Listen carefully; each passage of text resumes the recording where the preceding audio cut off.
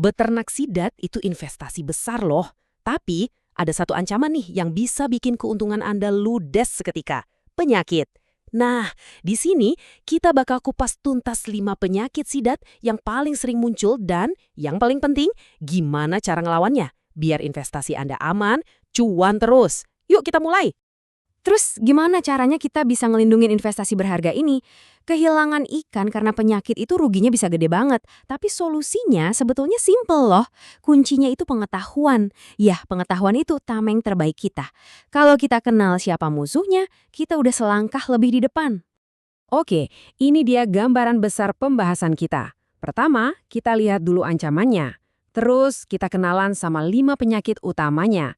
Habis itu kita bahas strateginya, dari pencegahan sampai kalau udah kepepet. Terakhir, kita intip sedikit rahasia dapur di balik solusinya. Langsung aja kita gas. Oke, bagian pertama. Kita harus paham dulu risikonya.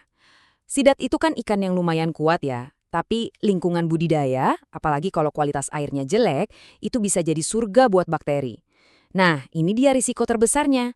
Kolam yang kondisinya nggak ideal itu ibarat bom waktu yang bisa memicu wabah penyakit. Nah, sekarang ayo kita kenalan sama musuh-musuhnya satu persatu.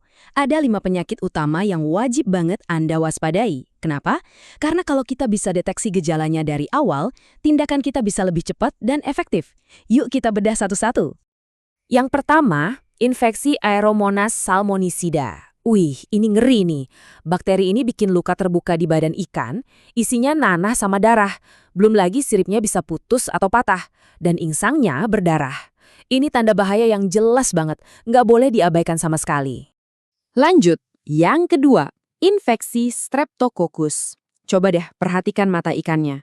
Kalau kelihatan menonjol keluar, terus ada pendarahan di sekelilingnya, nah itu gejala utamanya. Kalau kita bedah, organ dalamnya juga kena. Ginjalnya bengkak, hatinya jadi merah gelap. Ini tanda-tanda infeksinya udah parah. Penyakit ketiga ini agak tricky nih. Namanya infeksi Aerococcus viridans. Masalahnya, gejalanya seringkali nggak kelihatan jelas. Tapi ada satu petunjuk kecil yang bisa jadi acuan. Kadang-kadang, perut bagian atas ikan warnanya jadi agak kemerahan atau pink gitu. Karena susah dideteksi, kita harus ekstra waspada. Keempat adalah infeksi ganda dari Edwardsella tarda dan Iik taluri. Penyakit ini berkembang secara progresif. Awalnya mungkin cuma luka kecil, tapi kalau dibiarin, wah bisa jadi borok bernanah yang nyebar ke seluruh tubuh. Dan yang paling khas, kalau boroknya digores, baunya busuk banget, kayak bau belerang gitu. Dan yang terakhir, ini penyakit yang bukan karena bakteri, tapi karena lingkungan. Namanya penyakit gelembung udara.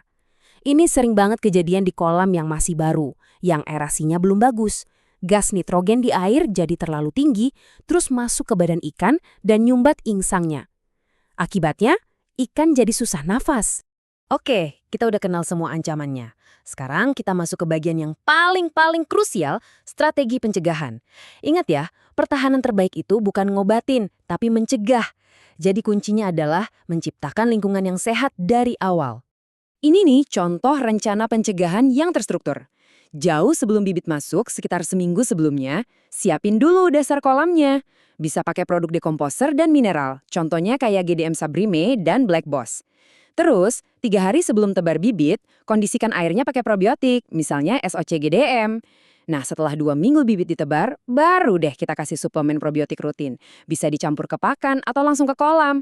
Jadwal yang disiplin kayak gini itu penting banget buat hasilnya maksimal. Tapi gimana ceritanya kalau, ya namanya juga usaha, kadang penyakit udah terlanjur nyarang? Eits, jangan panik dulu. Ada kok langkah-langkah darurat yang bisa kita lakuin. Di fase ini, kecepatan dan ketepatan tindakan itu jadi penentu buat meminimalisir kerugian. Ada 2 hal utama yang harus segera dilakuin. Pertama, langsung obati air kolamnya. Pakai produk yang bisa ngurai bahan organik dan neken bakteri jahat, misalnya GDM Black Boss. Kedua, ini hukumnya wajib. Langsung pisahkan ikan yang kelihatan sakit. Pindahin ke bak karantina biar nggak nularin yang lain. Ini penting banget buat mutus rantai penularan. Anda mungkin bertanya-tanya, kok bisa produk-produk kayak gitu bekerja? Ini bukan sulap ya, tapi sains. Yuk kita coba pahami cara kerjanya. Kenapa pendekatan berbasis probiotik ini efektif banget, baik buat mencegah maupun buat ngobatin. Jadi, gimana sih cara kerjanya? Gini, solusi yang pakai bakteri baik itu punya beberapa jurus andalan. Pertama, mereka itu kayak antibiotik alami yang bisa langsung melawan infeksi. Kedua, mereka ngebantu ningkatin sistem imun si ikan jadi lebih kuat. Ketiga, mereka juga aktif memperbaiki kualitas air dengan memakan limbah. Dan hasilnya, bakteri jahat jadi susah tumbuh, dan ikan yang sakit bisa lebih cepat pulih.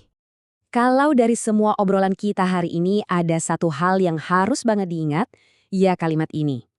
Pencegahan itu bukan sekedar pilihan, tapi langkah utama dan yang paling hemat buat melindungi usaha sidat Anda dari kerugian besar.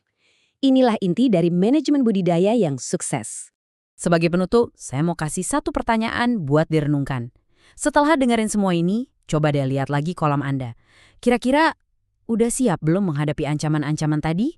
Tindakan apa nih yang bakal Anda ambil hari ini buat memperkuat pertahanan di kolam Anda? Terima kasih sudah menyimak.